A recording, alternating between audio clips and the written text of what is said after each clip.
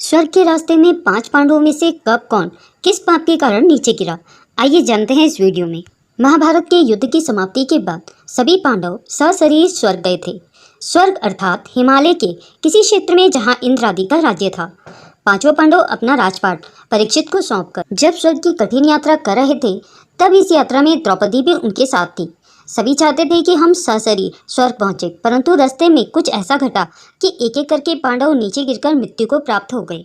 यात्रा के दौरान जब पांडव बद्रीनाथ पहुंचे और वहां आगे बढ़े तो सरस्वती नदी के उद्गम स्थल पर नदी को पार करना द्रौपदी के लिए कष्टकारक हो गया था। ऐसे समय में भीम ने एक बड़ा सा चट्टान उठाकर नदी के बीच में डाल दिया। द्रौपदी ने इस चट्टान पर चलकर सरस्वती नदी को पार किया। कहते हैं कि माणा गांव के सरस्वती के उद्गम पर आज भी इस चट्टान को देखा जा सकता है। इसे वर्तमान में भीम पुल भी कहा जाता है। हालांकि महाभारत की कथा के अनुसार पांचों पांडव और द्रौपदी के साथ एक कुत्ता भी आगे चलने लगा। एक जगह द्रौपदी लड़खड़ाकर गिर पड़ी। द्रौपदी को गिरा देखकर भीम ने युधिष्ठिर से पूछा कि द्रौपदी ने कभी कोई पाप नहीं किया, तो फिर क्या कारण है कि वह नीचे गिर पड़ी। युधिष्ठिर ने कहा, द्रौपदी हम सभी में अर्जुन को अधिक प्रेम करती थी, इसीलिए उसके साथ ऐसा हुआ। ऐसा कहकर युधिष्ठिर द्रौपदी को देखे बिना ही आगे बढ़ गए। जनश्रुति के अनुसार स्वर्ग यात्रा के दौरान द्रौपदी भीम का सहारा लेकर चलने लगी, लेकिन द्रौपदी भी ज्यादा दूर नहीं चल पाई और वह भी गिरने लगी।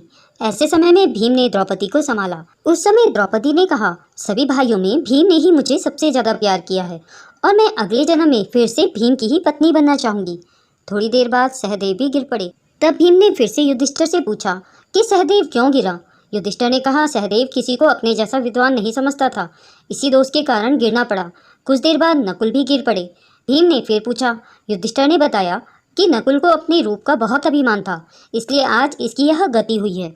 उसकी थोड़ी देर बाद अर्जुन भी गिर पड़े। युधिष्ठिर ने भीम से कहा, अर्जुन को अपने पराक्रम पर बहुत अभिमान था। अर्जुन ने कहा था कि मैं एक दिन में शत्रुओं का नाश कर दूंगा, लेकिन ऐसा नहीं कर पाए। अपने अभिमान के कारण ही अर्जुन की यह आज हालत हुई है। ऐसा कहकर युधिष्ठिर आगे बढ़ गए। थोड़ी आगे चलने पर भीम भी गिर गए। तब भीम ने गिरते वक्त युधिष्ठिर से इसका कारण पूछा, तो उन्होंने बताया कि तुम खाते बहुत थे और अपने बल का झूठा प्रदर्शन करते थे, इसीलिए तुम्हें आज भूमि पर गिरना पड़ा। यह कहकर युधिष्ठिर आगे चल दिए। केवल वह कुत्ता ही उनके साथ चलता रहा।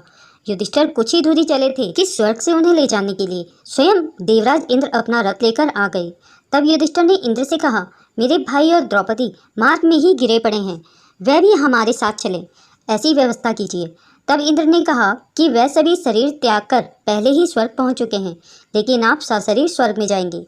इंद्र की बात सुनकर युधिष्ठिर ने कहा कि यह कुत्ता भी मेरे साथ जाएगा, लेकिन इंद्र ने ऐसा करने से मना कर दिया। काफी देर समझाने पर भी जब युधिष्ठिर बिना कुत्ते के स्वर्ग जाने के लिए नहीं माने, तो कुत्ते के रूप में यमराज अपने वास्तविक रूप में प्रकट हो गए। युधिष्ठिर को अपने धर्म में स्थित देखकर यमराज खुश हुए। इसके बाद इंद्र और युधिष्ठिर रथ में बैठकर स्वर्ग की ओर निकल पड़े। दोस्तों, अगर यह वीडियो आपको पसंद आई हो तो कमेंट बॉक्स में जरूर लिखें।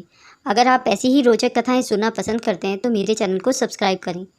कहानी को अंत तक देखने के लिए आप सभी का बहुत बहुत धन्यवाद। आगे मिलते हैं एक नई कहानी के साथ।